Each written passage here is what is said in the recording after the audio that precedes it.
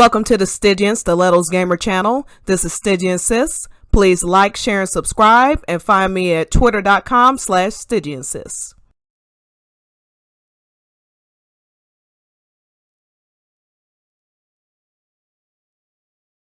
Hey, Final Fantasy fam. So here's another flower that I found that I believe is in Aerith's garden. Now, before I get into the video, I do want to say a little bit about this series. Just so you're aware, you cannot, I mean, plants have their own time in which they like to grow, which they best grow. We're very late into the season for growing. In fact, a lot of these plants are recommended to be planted in the ground right after first frost, which would be March. We're at the end of June, essentially. So some of these, I'm hoping that they grow. I do have a couple stargazers that are trying to grow. But particularly with these perennials, they kind of work on their own internal clock. So if they don't feel like growing, they're just not going to, essentially. So I will do the best that I can, but this is going to be an ongoing series, even the ones that will grow, like these flowers I'm about to talk about now. It will probably, worst case scenario, it'll be October before we see any of them. And there are some flowers that are in Aerith's garden that I'm pretty sure I've identified, but it's just too late to grow for this year. So I'm going to be extending this series well into next year, and I'm going to regrow all of them and hopefully have a big, beautiful garden full of her flowers sometime next summer. But we'll get some of them this summer, so don't worry. We'll get some of them this summer and in the fall. Now, this one that we're about to talk about that's in her garden, I'm fairly certain, is the Black-Eyed Susan. There are some that I'm more sure of than others, some that have actually been identified, some that are pretty darn close. This one looks like one.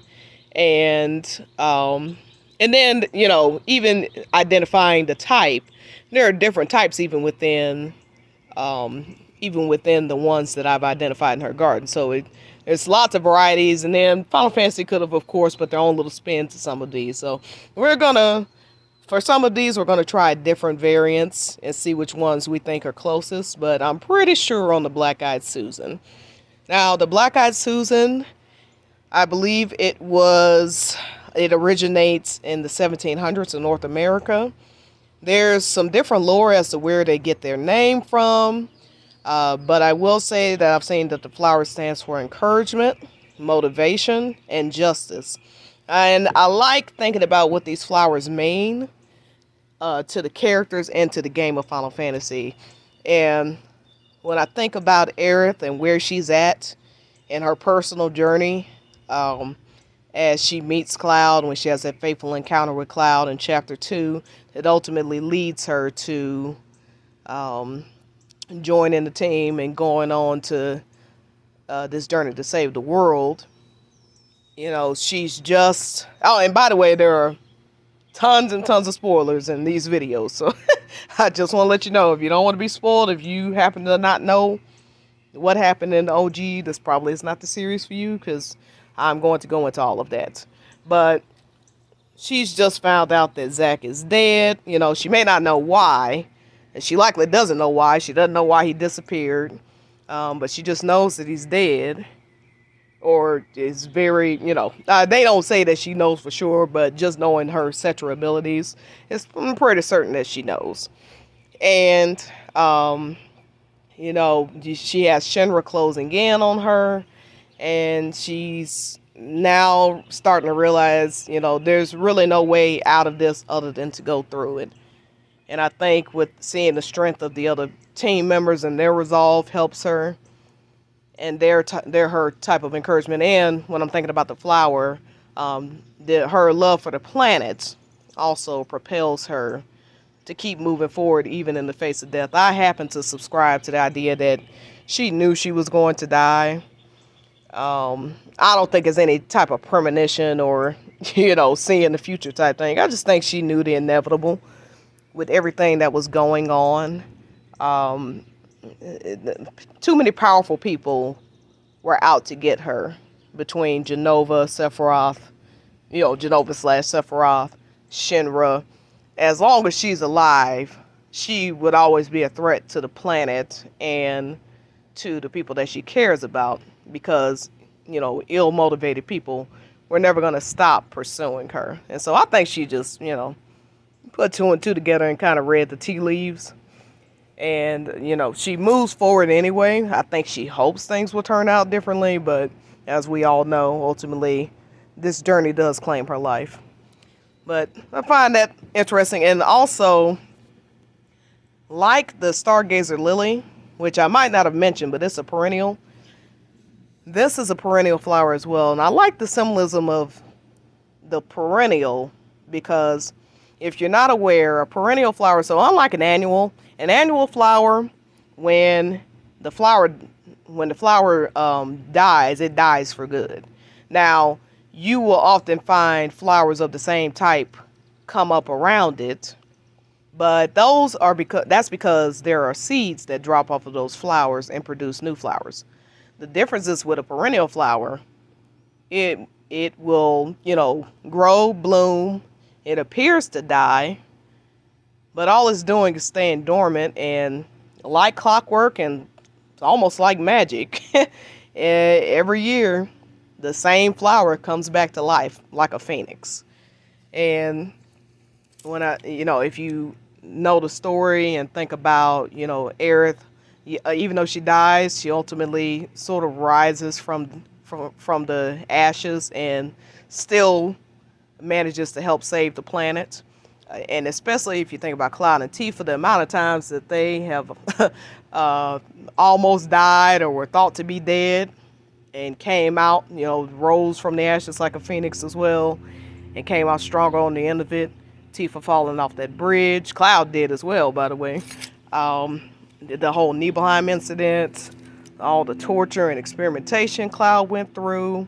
Every time they come off the other side stronger than ever. And so that's what I think about with the Black-Eyed Susan. There are some other interesting plants. One in particular that I think I found that really speaks to Aerith's character, but I will get into that in another video. I'm going to be planting these. I have a planter here that actually sits on my banister. And one thing I wanted to mention is these flowers, any good pack of flowers at least, will give you lots of information on the back about the type of plant you've bought. Sorry, there are bugs. Ugh, I hate outside. Of course, I'd pick up gardening, and I hate outside. But this actually tells you what zone, like zoning basically tells you, you know, you can get a lot of information about what type of plants will work best for your area, and also when each plant that you're trying to grow should be grown. So for this, since I'm in Tennessee, this says that we are right on the cusp at the end of when these should be planted, which is June. So I'm in that yellow right there, April to June. So we're just going to make this. I'm pretty sure we'll see these, but it will... They say they take about 90 to 120 days, I think, to grow to, you know, to actually bloom. So, as I said, it may very well be September, October before we get to really see what these beauties look like. But I'm going to go ahead and plant them now. So, I will do another video about me planting them right after this. Alright, so I'm ready to plant. I will say, I actually use popsicle sticks because I have so many different types of plants and I want to keep up with what type and the date in which I plant them, which may come in, you know, information that may come in handy. I'm writing it on there, BS or Black-Eyed Susans. I've put the date, which is Juneteenth. Happy Juneteenth to everyone, by the way. And I'm going to put these on each side, essentially, where I'm basically going to stop, like where I'm going to draw the line for planting these particular flowers. I have several plants that I want to test out, so I'll have some other ones that are in Aerith's garden, possibly. Because again, there's a lot of flowers that look alike, so I'm trying out different flowers. I'll have them in here as well. So just pointing that out. I've also put, this is Expert Garden and Miracle Grow in here, as where the dirt, as well as Miracle Grow plant food. So you'll see like little white and other pebbles in here. That's plant food and stuff. I like theirs. I'll show the sunflowers that I grew again, if I haven't already, as these videos are going to be a bit out of order, possibly. So, but they were grown in Miracle Grow dirt, and they came out very well. So I like the results, so I'm sticking with that. Now, these, I actually have a lot of seeds here. It says on the pack they look great in like a mass. There are instructions to how deep and how spaced out the plant should be. What is recommended often is to thin out the plant. So what I'm going to do is just drop the seeds in here. And thinning basically means that as they start to grow, depending on the type, you basically just start picking out, like you pick out the best ones and you pluck out the rest, essentially. You want to thin it out so that the plants have adequate space to grow. And that's because they can, like for instance, my sunflowers, one thing that I did come across was leaf disease. Depending on the flower, if they're too bunched in together or anything like that, they can get leaf disease.